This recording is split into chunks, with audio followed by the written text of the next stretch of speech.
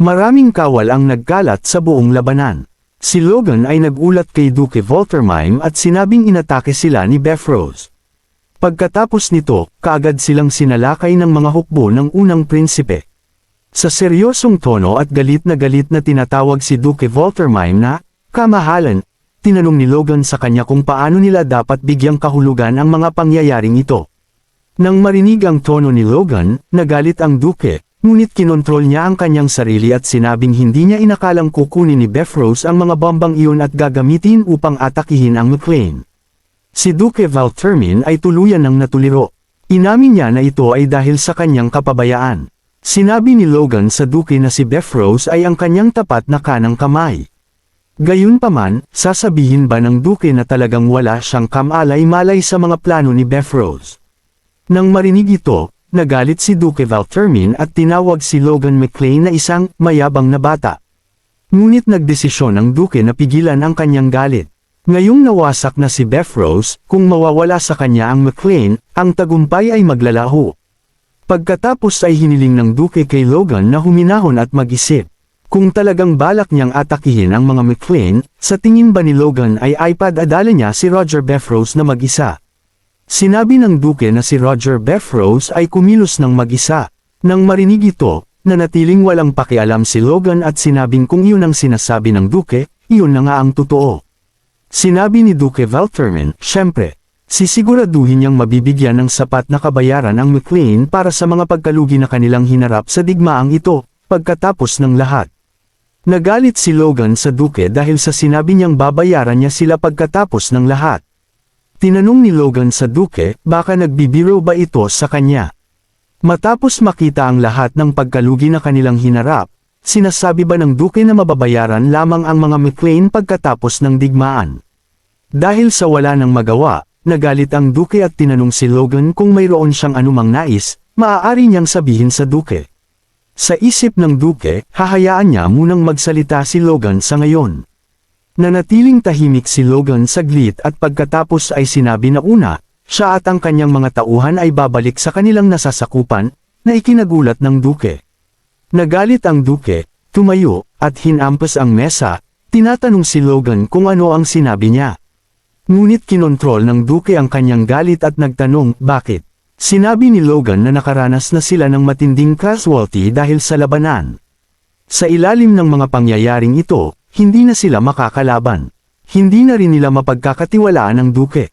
Kaya't aalisin na ng McLean ang kanilang sarili sa digmaang ito ng tuluyan. Nagpatuloy si Logan bilang huling pagpapakita ng katapatan, sasabihin niya kay Duke Voltermine ang isang piraso ng impormasyon. Sa kahilingan ni Beffrose, ang mga McLean ay inatake ni Wiccan Kalia. Nang marinig ito, nagulat ang Duke. Nagtaka ang Duke, ngunit bakit aatakihin ng isang superhuman, na tulad ni Wiccan Kalia ang mga McLean? Higit sa lahat, lumaban si Logan McLean laban sa lalaking iyon, at nakaligtas. Hindi makapaniwala si Duke Voltermine. Pagkatapos ay binati ni Logan ang Duke at pinutol ang komunikasyon. Natulala ang Duke sandali, pagkatapos ay nagalit at sinipa ang mesa. Inutusan niya ang isa sa kanyang mga kawal na tawagin sina Luther at Carlos at ihanda ang lahat ng kanilang mga tauhan para sa labanan. Sa galit, nawalan ng ulirat ang Duke at nagtaka kung bakit ganito ang takbo ng mga pangyayari.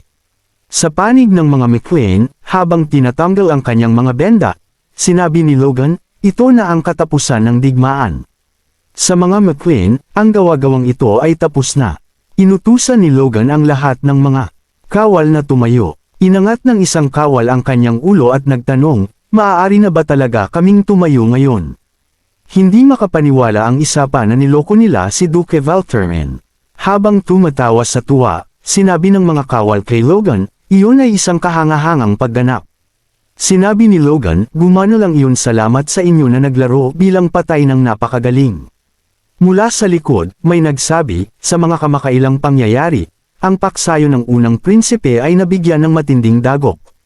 Ngunit sa pagkawala ni Beffrose, ang paksayo naman ng ikalawang prinsipe ay nawalan din ng puwersa. Nang lumingon si Logan, nakita niyang ang kanyang ama iyon. Sinabi ni Patrick McLean, parehong panig ay tiyak na desperado na ngayon. Sumagot si Logan ng positibo at sinabing, sigurado akong magsisimula na ang pagkubkob sa lalong madaling panahon. Lalo na si Valtermin, na gustong tapusin ang digmaan bago umalis ang mga McLean. Nangangahulugan iyon na hindi na sila makakagawa ng Liberatio, isang makapangyarihang sandata pagkatapos ng lahat. Sinabi ng ama ni Logan, ngayon kailangan na lang nating manood at maghintay habang sinisira ng paksayo ng unang prinsipe at ng ikalawang prinsipe ang isa't isa. Hindi ba? Sinabi ni Logan, tama. Sinabi ni Logan sa kanyang ama na ipapaliwanag niya ang lahat habang sila ay pabalik. Pagkatapos ay sinabi ng kanyang ama, sige, umuwi na tayo. Tumakbo si Logan, tinatawag ang pangalan ni Sir Clayton. Hawak ni Logan ang mga kamay ni Sir Clayton at nagpasalamat sa kanya. Sinabi ni Logan, nakaligtas tayo salamat sa mahika ni Sir Clayton. Nang marinig ito, nabigla si Sir Clayton at sinabing, hindi naman. Iyon ay salamat sa tungkod na ito. Sinabi ni Logan, kahit gaano man kalakas ang tungkod na iyon, kung ang gumagamit ay hindi mahusay, ito ay nagiging walang silbi. Nagpasalamat muli si Logan kay Sir Clayton mula sa kaibuturan ng kanyang puso. Sinabi rin ni Logan kay Victoria na mahusay ang kanyang ginawa sa kanyang unang labanan. Namula si Victoria at sinabi kay Logan na siya ay masyadong mabait. Hindi tulad ng Force, na may mababang posibilidad na makuha sa pamamagitan ng pagsasanay, ang mana ay mas katulad ng likas na talento.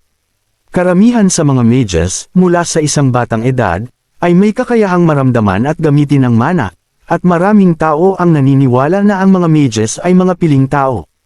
Sa pagtingin kina Sir Clayton at Victoria, naisip ni Logan na tila walang dapat ipag-alala tungkol sa dalawang ito, ngunit hihilingin niya sa Magic Tower na bigyang pansin ang pag-unlad ng karakter ni Victoria. Ang tendensyang ito ay mas halata sa mga high-rankang mages, ang pinakasukdulan nito ay si Juan Douglas. Ang kanyang ina ay isang prinsesa ng dugong bughaw, siya ay ipinanganak bilang tagapagmana ng isang duke na pamilya, at siya ay kilala bilang isang henyong mage mula sa isang batang edad. Nakarating siya sa 6 na circle mage sa edad na 40 lamang. Dahil sa kanyang mataas na ranggo, karaniwan ay wala siyang pagkakataon na ipakita ang kanyang pagkatao, ngunit matatapos na iyon.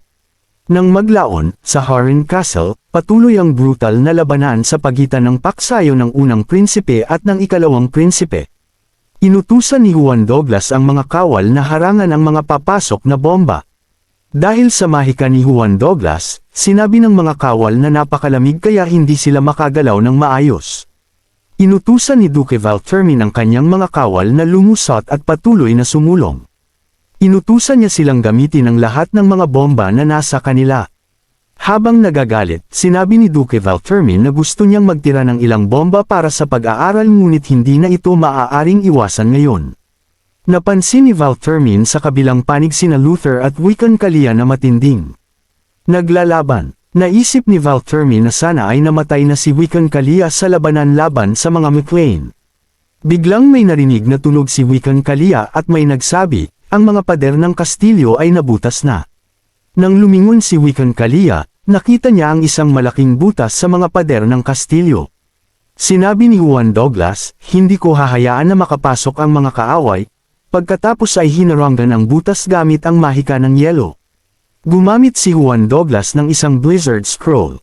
Habang nagagalit at tinatawag si Juan Douglas na isang tuso, sinabi ni Juan Douglas na hindi siya makapaniwala na kinailangan niyang gamitin ang isa sa kanyang mga alas dito. Sa isang tagpo, may isang tao na nagpapalam kay Duke Esperanza na desperado na ang mga sundalo ng ikalawang prinsipe na sila ay manalo dahil wala na sa labanan ang pamilyang McLean. Kapag naitulak pa sila, hindi na sigurado ang kinabukasan ng mga sundalo ng unang prinsipe. Ito ang pinakamatinding labanan simula nang magsimula ang digmaang sibil. Sa huli, nauwi pa rin sa tabla ang labanan.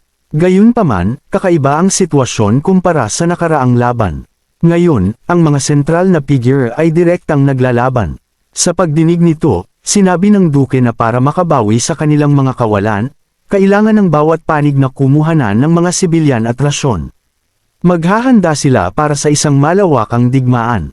Kamakailan, nagkagulo ang kabisera dahil sa mga refugee na tumatakas sa mga pag-recruit.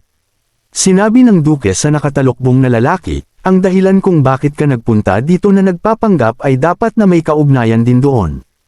Tinawag ng Duke ang nakatalukbong na si Logan, "Tama ba ako, Logan?"